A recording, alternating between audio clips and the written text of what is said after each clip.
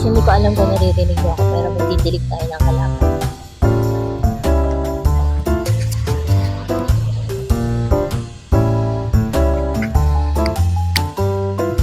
Sana naririnig ko.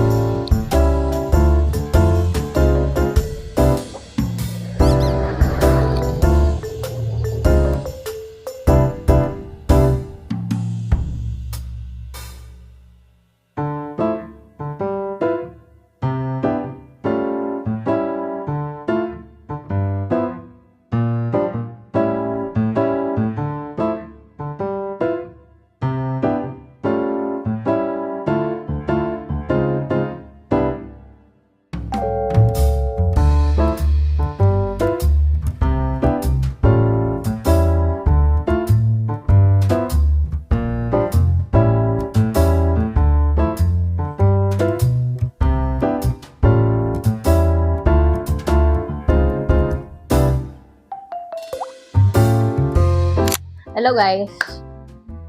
So, ayun. Ngayon wala akong magawa kaya papalitan ko na lang ng tubig yung mga aking halaman. Yung mga halaman ko na naka-water something. So ngayon, mag-change water. Ang init. Hello! Hi guys! So ngayon, mainit, hindi ko ma-explain kung anong feeling. Mainit na basta. Alam niyo yung feeling na, alam mo uulan na eh, kasi makulimlim na, madilim na yung langit, ayan. Tapos walang kahangin-hangin, tapos ang init-init, tapos maya-maya uulan, tapos gusto ko nalang umulan guys. So ngayon, mag-change ako ng water sa aking mga plants na hindi nakatanim sa lupa, hindi sa tubig. Basta mag-change ko ng water, bahala na kayo dyan. Kunin ko lang.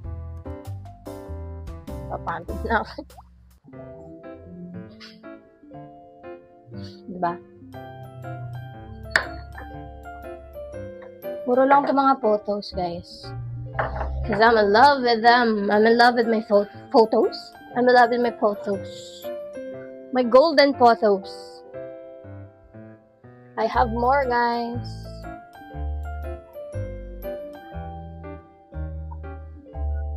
I have more.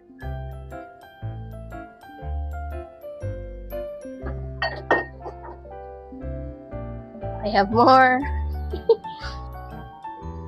Hi, these are the last ones.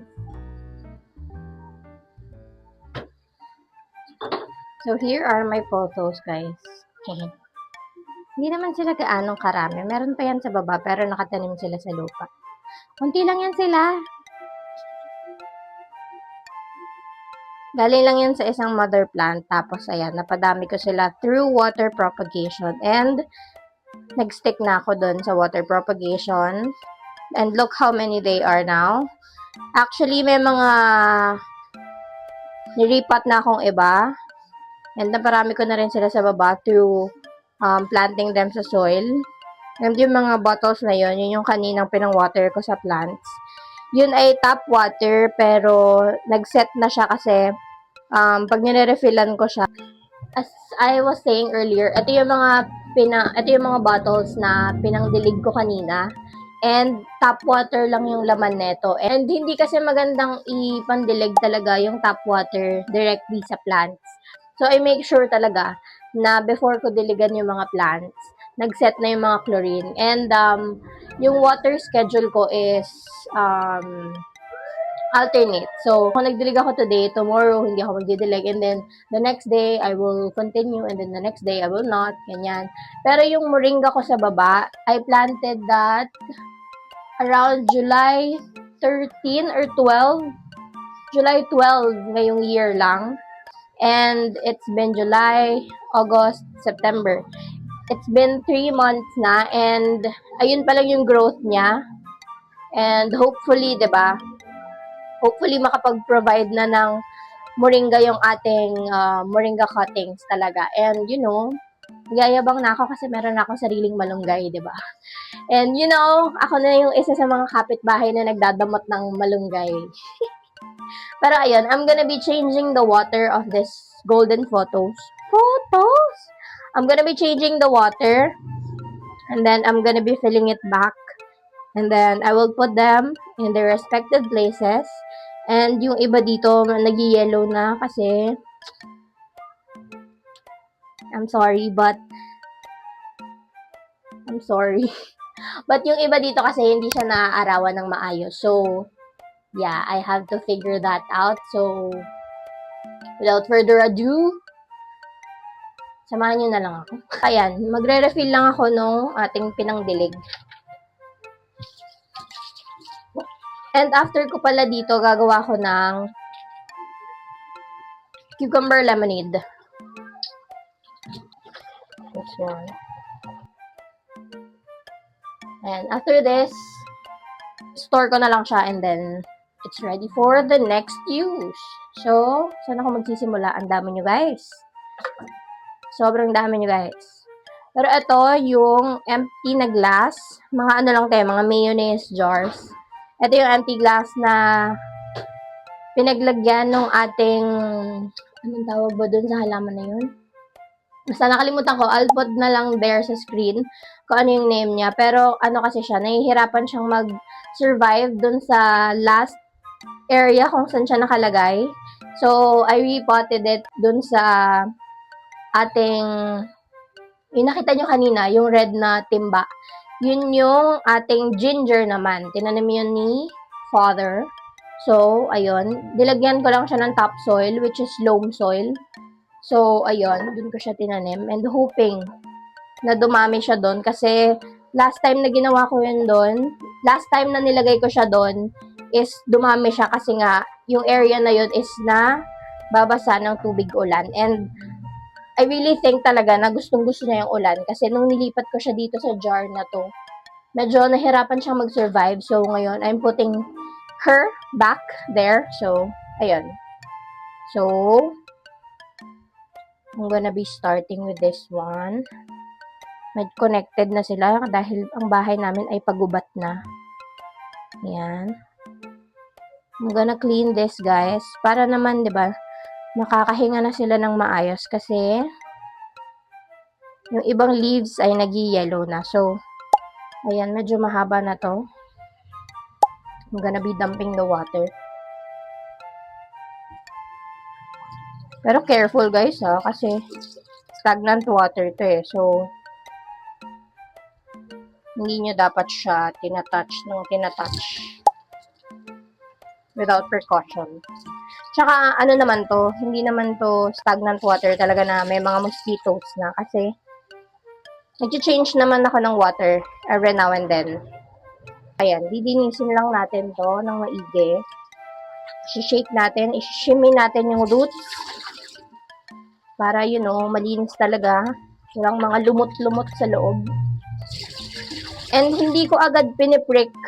Hindi ko agad pala tinatanggal yung mga gantong leaves. Nakita niyo ba? Wait lang. Hindi ko tinatanggal yung mga ganito pang color ng leaves kasi nakakatulong pa siya sa photosynthesis ng plant. So pag nag-turn na talaga siya na yellow like this one, like this yellow, tapos pag tinag mo siya, madali na siyang matanggal. It means hindi na siya ginagamit ng plants. Hindi na siya need ng plant. So, you have to remove it.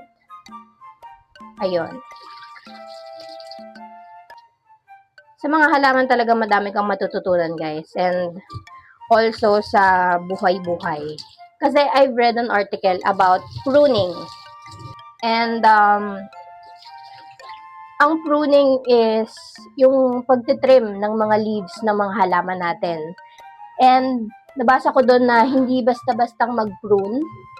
Kailangan gagawin mo siya ng may perfect timing and gagawin mo siya ng sobrang pinag-isipan kasi kapag nag-cut ka lang basta-basta, makakasama din siya sa plant mo, makakasama din siya sa halaman mo. And you know, you always want the best for your, diba?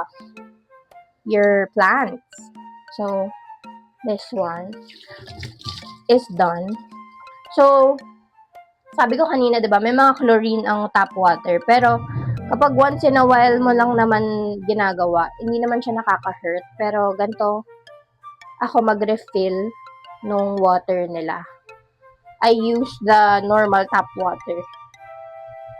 So, ayan. Next up is this one.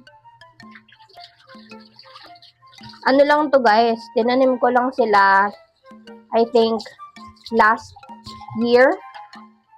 Siguro mga ano na yun, bare months din yun last year. Then, iniwan ko sila mga ano lang talaga, mga cuttings. Tapos, tinusok-tusok ko lang sila dito sa lalagyan. Ano lang to, old bottle ng 1.5 na soft drinks. And then, I cut na lang. Bakit ang konyo? Pero ayan, kinat ko na lang siya. Tapos, ayan, meron ng lalagyan, diba? Very, recycled queen. Pero ayan, nilagay ko lang siya dyan. Tinusok-tusok ko lang siya dyan. Tapos, bigla na lang siyang, ayan, ganyan nakadami yung roots. Ayan, ganyan yung kanina, ganyan nakadami yung roots. Tapos, I went on a vacation. And then, pagbalik ko dito sa bahay, ayan na, ganyan na siya kalago. May mga malalaki ng roots, very, na talaga siya, firm. And then, yung mga leaves, hindi na ganun ka-flimsy kasi nung pinropagate ko sila, as in talaga dry, kawawa na yung mga itsura. Nagko-curl na yung mga leaves, ganyan. Pero, ano lang talaga to, trust the process. Pero I'll explain later about the pruning. Kasi hindi ako makapag-concentrate. Pero ayan, ito na yung next. Done na yan. And then next up is this one. Ito yung nakalagay sa my bed. And, it really likes the sun there kasi, ayan, it keeps giving me new leaves. So, ayan, may baby leaf tayo dito. Ayan. So, kung gusto niyo ng golden photos, guys, hit me up. And sa paghahalaman talaga, dun ko natutunan na, na mag-let go. Kasi may mga times talaga na yung mga halaman natin nahihirapang mag-survive sa environment na pinili nating ilagay sila. And we have to compromise if nakikita mo nang hindi talaga siya nag-grow, hindi siya nagiging healthy doon. Alamin mo na baka may problem sa area, sa araw, ganyan, baka hindi healthy yung environment for that plant. So, you have to configure things out. Kagaya ng, 'di ba, ng life. Ayan na naman tayo sa mga life realization. Pero, kagaya ng life, if hindi na nag-grow yung isang bagay, why not hanapin yung, different area or hanapan ng different area or different place para mag-grow sila, 'di ba?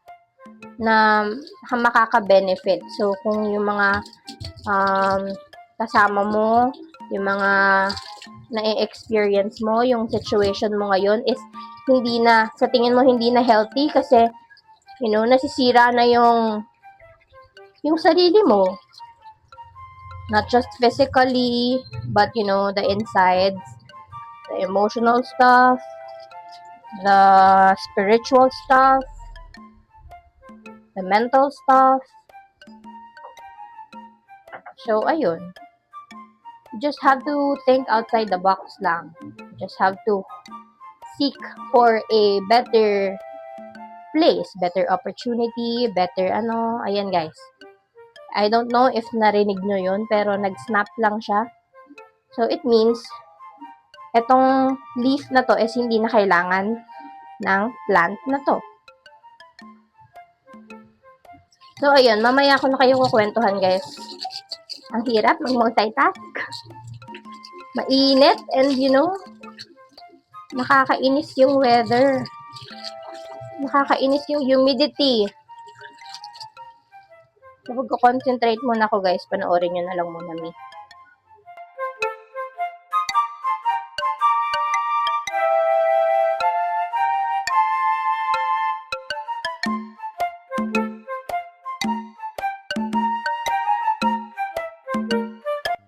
Ayan guys, I'll set this an example. Ayan, meron tayo ditong yellow na leaf. So let's try and tug. So ayan, if nag-snap lang siya, ganun yun. Ganun lang siya kadali. And then meron ditong isa pa. I'll put this one back. Meron pa ditong isa.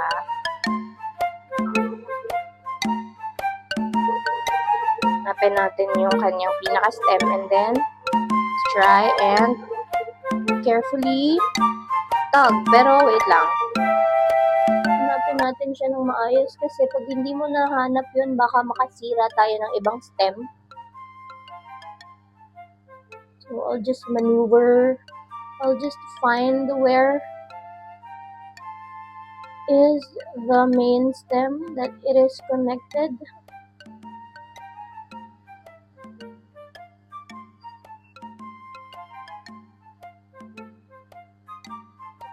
So, ayun, nag-snap lang talaga siya.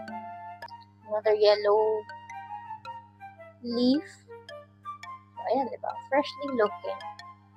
Ready for another battle with the sun.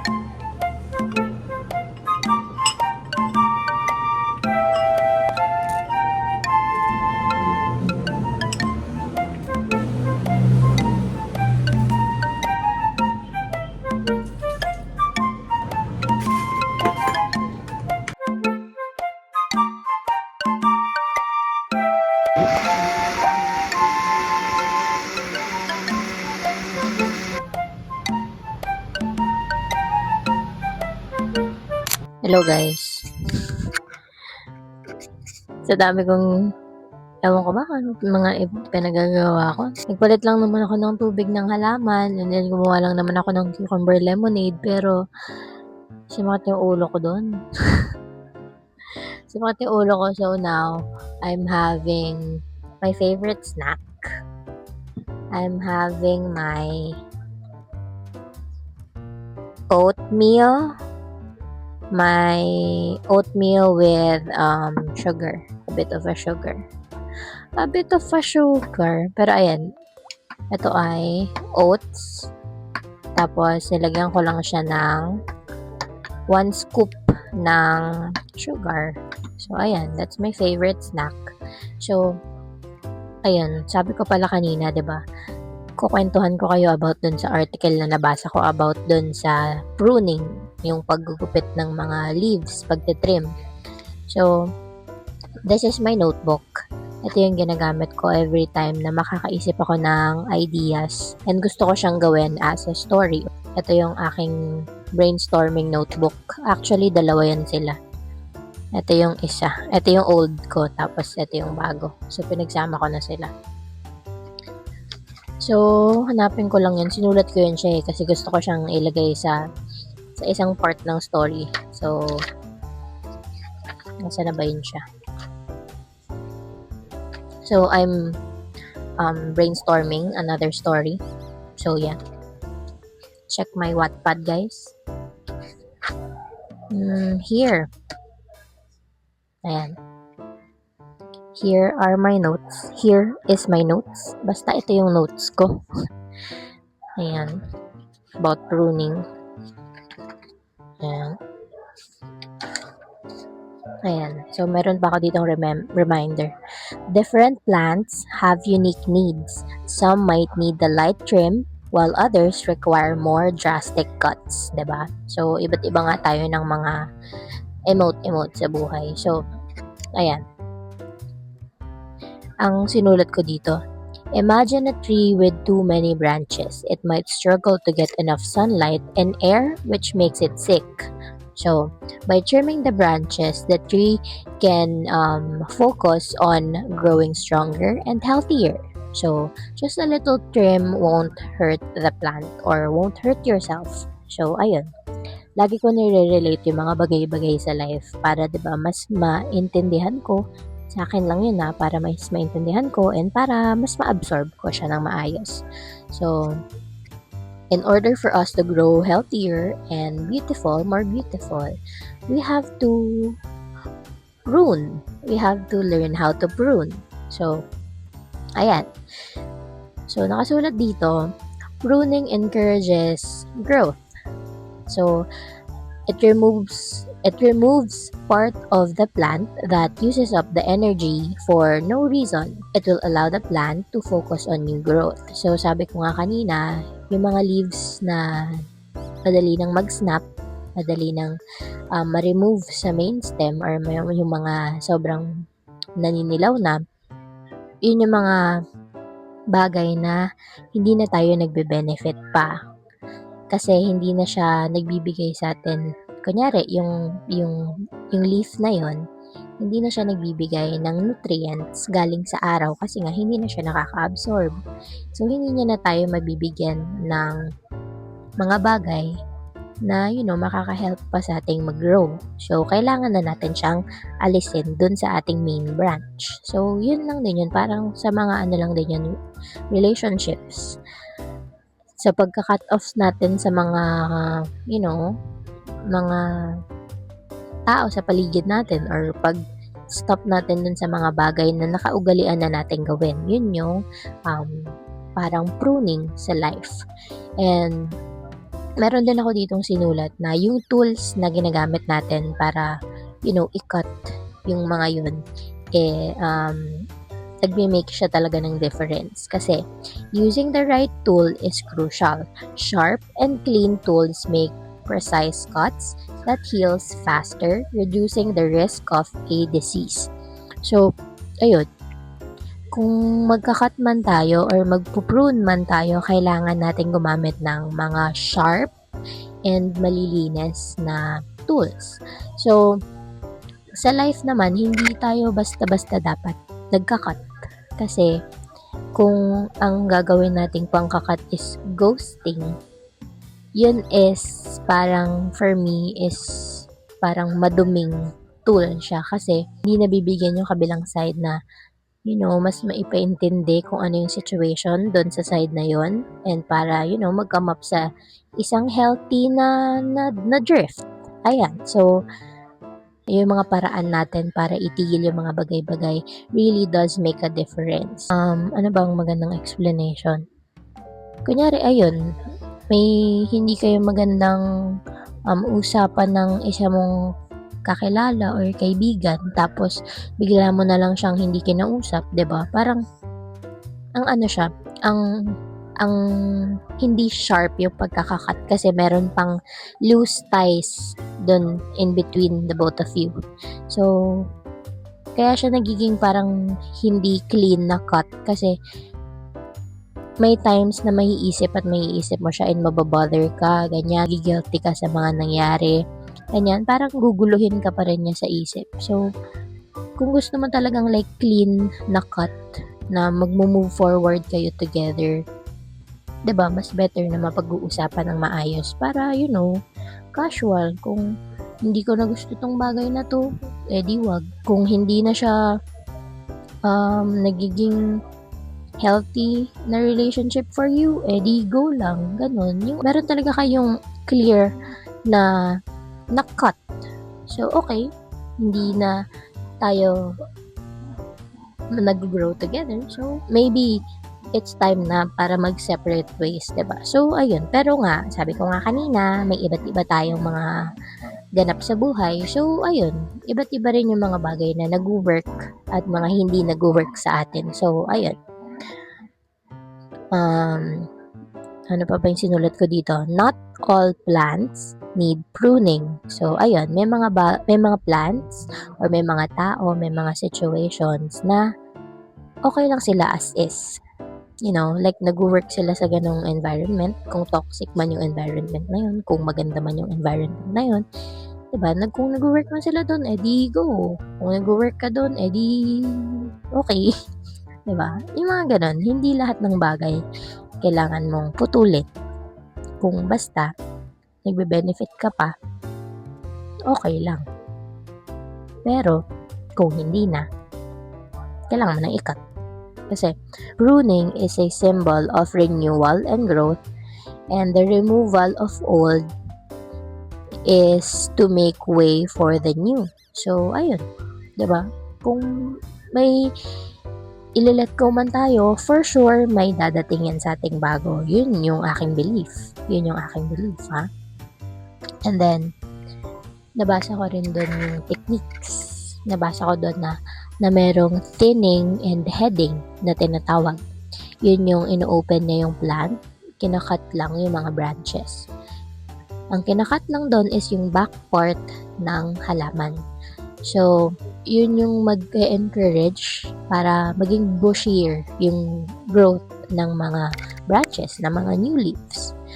And then, merong deheading for flowers. Ito naman, nire-remove naman yung flower head to encourage some plants to produce more bloom. Tapos, may crown lifting, removing lower branch to raise the canopy of the tree, improving light access. So, lastly, meron tayong crown reduction. It manages the size and shape depending on the area it is in. So, ayan, merong 4 na techniques kung paano mag-prune, and siguro ganun din karami yung mga techniques and ways kung paano mag-prune sa sarili nating buhay. So, merong thinning and heading, diba? So, magbabawas tayo ng mga katoksikan sa buhay, ganyan. So, meron ding deheading for flowers. So, meron talaga tayong literally na ika-cut para lang ma-encourage na mag-bloom pa ng mag-bloom. Di ba? Tapos, meron ding crown lifting. Nire-remove lang natin yung lower branch. Nire-remove lang natin yung lower branch. Yung mga old na nating mga nakasanayan, ganyan, yun lang yun. Tapos, crown reduction. Ayan. Papagandahin mo lang yung sarili mo para siyang self-improvement. Ganyan.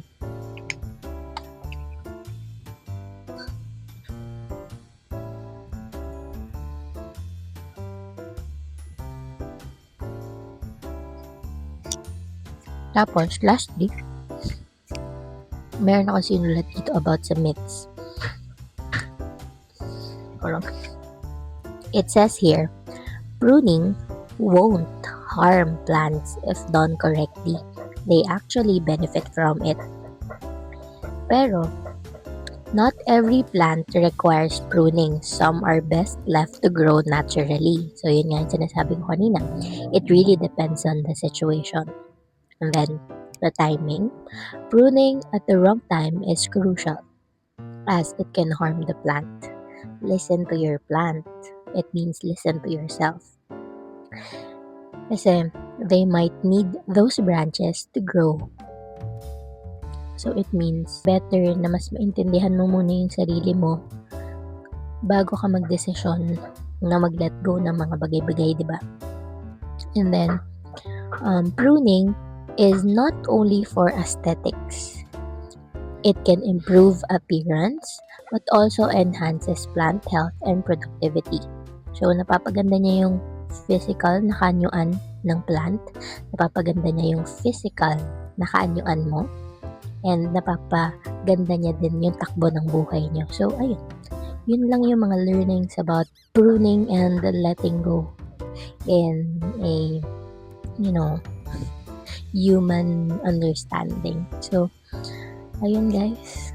Yun na yung video natin. Hindi ko alam kung naging educational ba, pero yun yung video natin for today. So, bye! See you later! See you next time!